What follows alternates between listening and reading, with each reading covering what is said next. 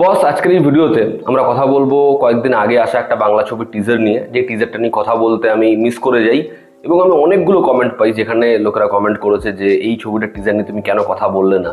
তো আমরা এখন এই ভিডিওতে কথা বলবো বেপরোয়া টিজার নিয়ে। অভিরূপ ঘোষের ছবি, আদ্রিত মুখ্য চরিত্রে অভিনয় করছে।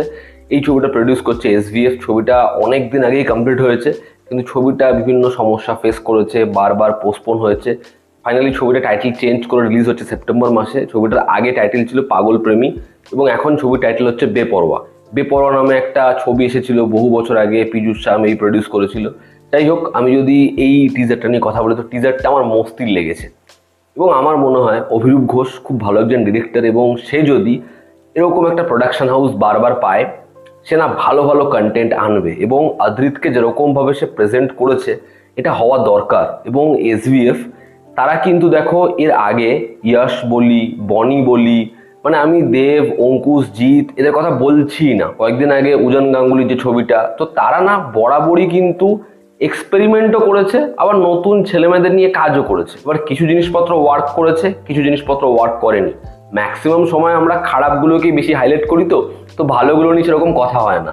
তো এই টিজারটা তোমরা দেখো, আজ থেকে 10-12 বছর আগে যেরকমভাবে পরপর পরপর বাংলায় মেইন স্ট্রিম ছবি হতো, আবার আজকে যখন কেউ বলে বিপ্লবী, কেউ বলে ডাকাত হলে চলছে, এই ছবিটার টিজার আসছে, পুজোর সময় দেশু সেভেন আসবে, তো এই মেইন স্ট্রিম ছবিগুলো হচ্ছে ইন্ডাস্ট্রিকে কোথাও একটা গিয়ে যোগান দেয় অডিয়েন্সের। তো সেটা হওয়াটা প্রতিনিয়ত দরকার। তো সেটা যে আবার হচ্ছে, এটা দেখে আমি খুশি।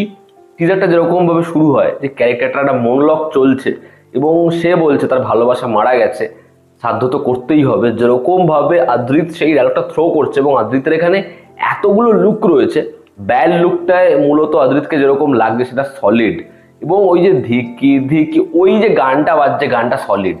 অরিন্দম, আমি আগেও বলেছি যে অরিন্দম খুব ভালো একজন মিউজিক ডিরেক্টর। আমি জানি না কেন অরিন্দমকে পরবর্তী সময় সেরকমভাবে ব্যবহার করা হলো না, কারণ অরিন্দম ম্যাক্সিমাম টাইমে যে ছবির সাথে যুক্ত হয়েছে সেই ছবির অ্যালবাম খুব ভালো হয়েছে। তো এই ছবির গানগুলো আশা করছি খুব ভালো হবে। যেরকম যা শ্যুট করেছে, মানে আমার মনে হয় যে বাসের যে শটটা, যে হাতে বটল নিয়ে বসে রয়েছে এবং পুরো উইন্ডোগুলো লাল, ওটা দিয়েই যদি পুরো টিজারের অ্যানাউন্সমেন্টটা হতো সেটাও সলিড হতো। তো শর্টগুলো দেখতে ভালো লাগছে। আদ্রিতের যেরকম এনার্জি, যেরকম ভাবে সে অ্যাকশন করছে, যেরকম আগ্রেশন, যেরকম ডায়ালগস, আদ্রিতকে ভালো লাগছে। তার মধ্যে ডেফিনেটলি পোটেনশিয়াল রয়েছে এবং তাকে এরকম ভাবে একটা জায়গা দেওয়া হয়েছে, এটাতে আমি সত্যিই খুব খুশি। অভিরূপ ঘোষের ছবি, তো আশা করছি কাজটা ভালো হবে। আর এর যে ফার্স্ট লুকটা ছিল সেটার সাথে কবির সিং এর একটা কাছাকাছি ছাপ ছিল, কিন্তু এই টিজারটা তুমি দেখো, তোমার কিন্তু মনে হবে না যে এটা কবির সিং বা ওরকম কোনো কিছু করেছে, কোনো ছবির রিমেক। এটা না, একেবারেই নয়। হ্যাঁ, এখানেও প্রেমের টক্সিসিটি রয়েছে, এখানেও সম্পর্কের মধ্যে বিভিন্ন বিপত্তি রয়েছে, তবে জিনিসটা কিন্তু কোনো ছবির রিমেক নয় এবং অভিরূপ ঘোষ এটা করেও না। তো আমি জানি সে ভালো ছবি বানাবে, দেখার ছবিটা হয় কেমন। আমি আপাতত এই কাজটা নিয়ে এক্সাইটেড। আমার এই টিজারে একটা জিনিসই পোষায়নি, সেটা হচ্ছে যে ছবির ফিমেল লিড, তার ভয়েস। সে দুটো সংলাপ বলে, দুটো সংলাপই যেন কানের জন্য ভীষণ পরিমাণে ট্রমা। যেভাবে ডায়লগ বলছে এত বিশ্রী লাগে শুনতে, সেটা আমার মোটেই মোটেই ভালো লাগেনি। তাকে দেখতে ভালোই লেগেছে, তবে তার ডায়লগস থ্রোয়িং খুব খুব খারাপ এবং এক্সপ্রেশনও ডাল মনে হয় বহু জায়গায়। দেখার পরবর্তীতে ছবি দেখার সময় সেটা আমাদের মনে হয় কিনা। তোমরা যারা দেখেছো তোমাদের কিরকম কি অপিনিয়ন জানিও। জনতা আমাদের পাশে আছে। আবার দেখা হচ্ছে, টেক কেয়ার।